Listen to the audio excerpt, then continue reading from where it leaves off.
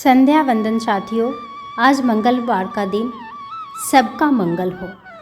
शुरू करती हूँ तुलसीदास जी द्वारा रचित सुंदर कांड से। उनकी चौपाइयाँ और दोहे बिल्कुल अर्थ के साथ जो आपको पूरी तरीके से समझ में आए। तो दोहे से आपकी ये अगली लाइनें शुरू करती हूँ।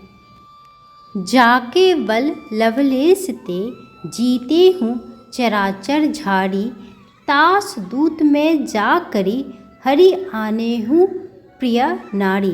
अर्थात जिनके लेश मात्र बल से तुमने समस्त चराचर जगत को जीत लिया और जिनकी प्रिय पत्नी को तुम चोरी से हर लाए हो, मैं उन्हीं का दूत हूँ।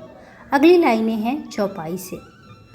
जानऊ मैं तुम्हारी प्रभुताई, सहस बाहु सन परी लड़ाई, समर बाली सन करी जसु पावा, सुनी कपि बचन बेहसी बिहरावा।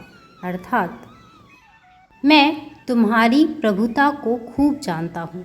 सहस्त्र बाहु से तुम्हारी लड़ाई हुई थी और बाली से युद्ध करके तुमने यश प्राप्त किया था। हनुमान जी के मार्मिक वचन सुनकर रावण ने हंसकर बात टाल दी।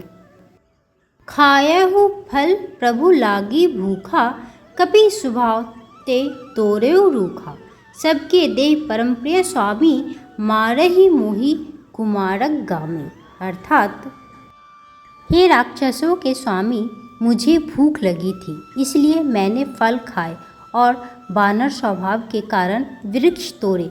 हे निशाचरों के मालिक, देह सबको परम प्रिय है। कुमार्ग पर चलने वाले दुष्ट राक्षस जब मुझे मारने लगे, जिन मोहि मारा ते मैं मारे, ते ही पर बांधेउ तने तुम्हारे, मोहि न कछु बांधे कई लाजा, किन चहऊ निज प्रभु कर काजा। अर्थात तब जिन्होंने मुझे मारा उनको मैंने भी मारा, उस पर तुम्हारे पुत्र ने मुझको बांध लिया, किंतु मुझे अपने बांधे जाने की कुछ भी लज्जा नहीं है। मैं तो अपने प्रभु का कार्य करना चाहता हूँ। विनती करऊँ जोड़ी कर रावण, सुनहु मान तजी मोर सिखावन, देखा हूँ तुम निज कुलहि बिचारी, भ्रम तजी भजहु भगत भय हारी।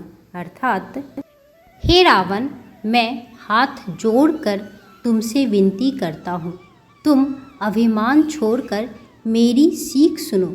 तुम अपने पवित्र कुल का विचार करके देखो और भ्रम को छोड़कर भक्त भयहारी भगवान को भजो। जाके डर अति काल डेराई, जो सुर असुर चराचर खाई, तासो बैरु कभू नि कीजे, मोरे कहे जानकी दीजिए। अर्थात जो देवता राक्षस और समस्त चराचर को खा जाता है, वह काल भी जिनके डर से अत्यंत डरता है, उनसे कदापि वैर न करो और मेरे कहने से जानकी को दे दो। ये लाइनें हैं दोहा से। प्रणत पाल रघुनायक करुणा सिंधु खरारी, गए शरण प्रभु राखी हैं तब अपराध बिसारी। अर्थात खर के शत्रु श्री रघुनाथ जी शरणागतों के रक्षक और दया के समुद्र है। शरण जाने पर प्रभु तुम्हारा अपराध भुलाकर तुम्हें अपनी शरण में रख लेंगे। अगली लाइनें हैं चौपाई से। राम चरण पंकज उर धरहु, लंका अचल राजू तुम करहु, ऋषि पुलस्ती जसु विमल मयंका, तेहि शशि बहु जनी होहु कलंका। अर्थात तुम श्री रामचंद्र जी के चरण कमलों को हृदय में धारण करो और लंका का अचल राज्य करो। ऋषि पुलस्त्य जी का यश निर्मल चंद्रमा के समान है, उस चंद्रमा में तुम कलंक न बनो। राम नाम बिनु गिरा न सोहा, देखूं विचारी त्यागी मदमोहा, बसनहीन नहीं सो सुरारी, सब भूषण भूषित वर्णारी। अर्थात राम नाम के बिना वाणी शोभा नहीं पाती। मद मोह को छोड़ विचार कर देखो। हे देवताओं के शत्रु, सब गहनों से सजी हुई सुंदरी स्त्री भी कपड़ों के बिना नंगी शोभा नहीं पाती है।